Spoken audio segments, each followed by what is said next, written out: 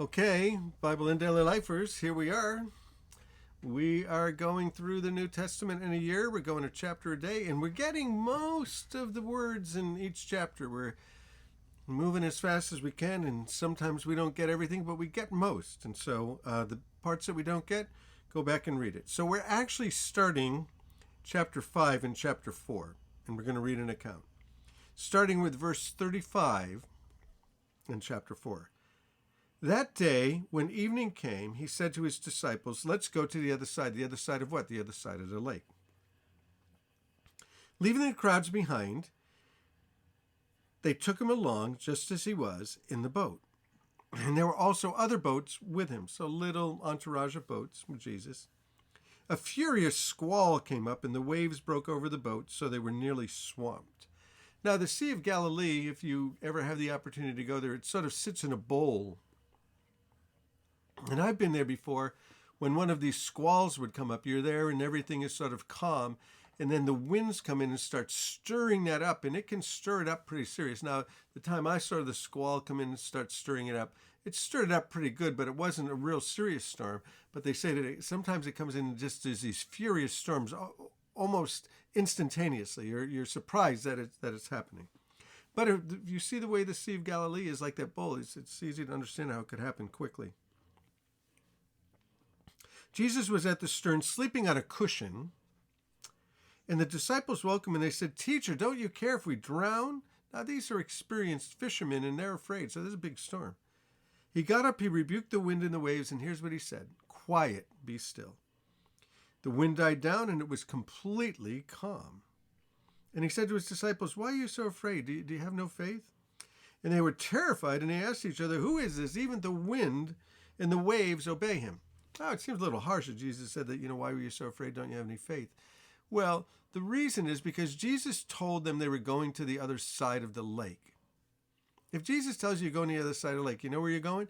You're going to the other side of the lake. So just learning to trust Jesus and learning to believe him. And really what he's saying is, haven't you learned how to believe yet? We've seen all of these things. You've seen miracles. You've seen me come through over and over. Hopefully they'll get it. Hopefully we'll get it.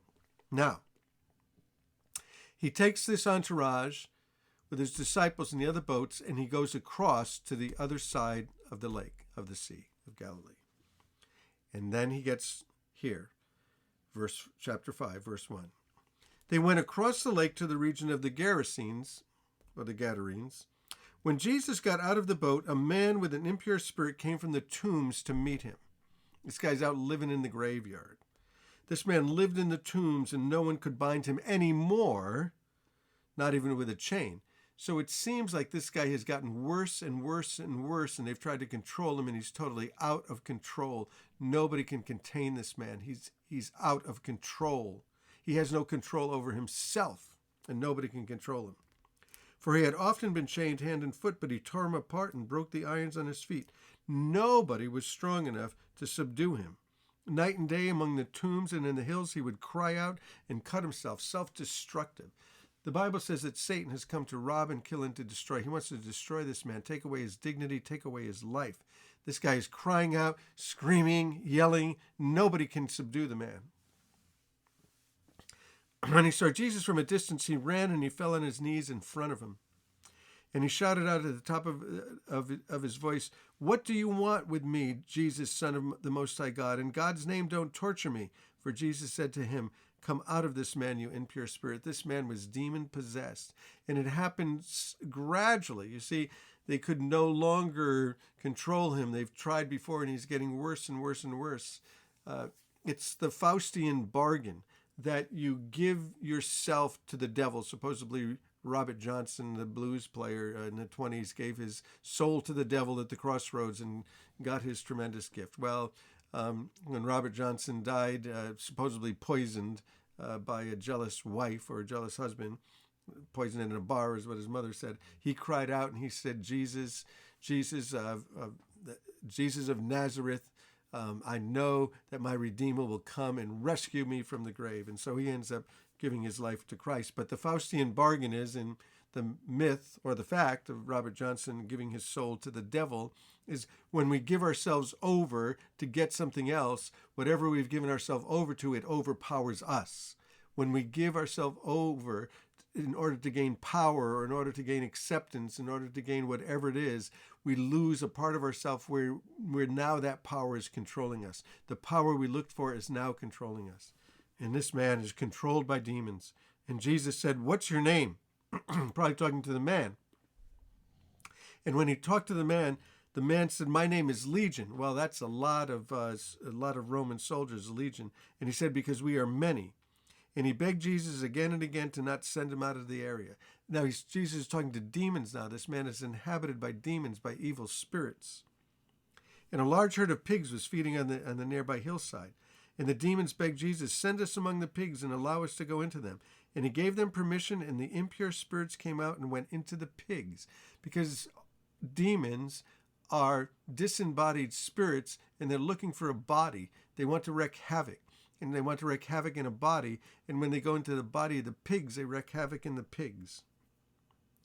Jesus gave him permission, and the impure spirits came out and went into the pigs.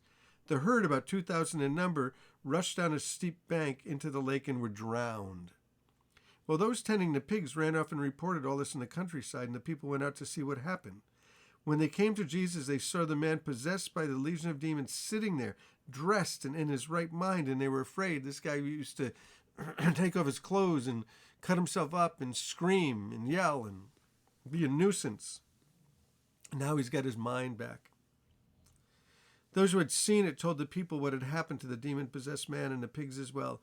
And the people pleaded with Jesus to leave. They wanted Jesus out of there. They didn't like what Jesus was doing. Probably because they didn't like the money that was lost in these pigs, which they shouldn't have been doing anyway. There's a long story with Jewish people. They were not supposed to be having herds of pigs. And as Jesus was getting into the boat, the man who had been demon-possessed begged to go with him. This guy wants to go. And Jesus says to him, "No, you can't come." Instead, he said, "Go home to your own people and tell them what the Lord has done for you and how he has had mercy on you." So this guy, rather than joining the band of disciples, rather than going to school with Jesus, Jesus tells him, "Go home. Go to your family." You see, one of the things that happens when Jesus forgives our sins and when he restores us is he restores us to our families. He restores us to normality. He restores us to social life. This guy's social life was shot. This guy's family life was shot. This guy's relational life was shot. And Jesus has now healed him, has now delivered him.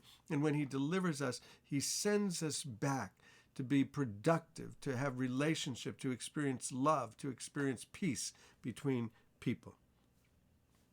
And so Jesus sends him back. Isn't that amazing? I love that. And so the man went away and began to tell in the Decapolis how much Jesus had done for him, and all the people were amazed. So this guy becomes the evangelist in the region, starts to tell everybody what's going on all over the place. Now, there's something else interesting if we read just to the next verse. Verse 21, when Jesus had again crossed over by boat to the other side of the lake, a large crowd gathered around him while he was by the lake.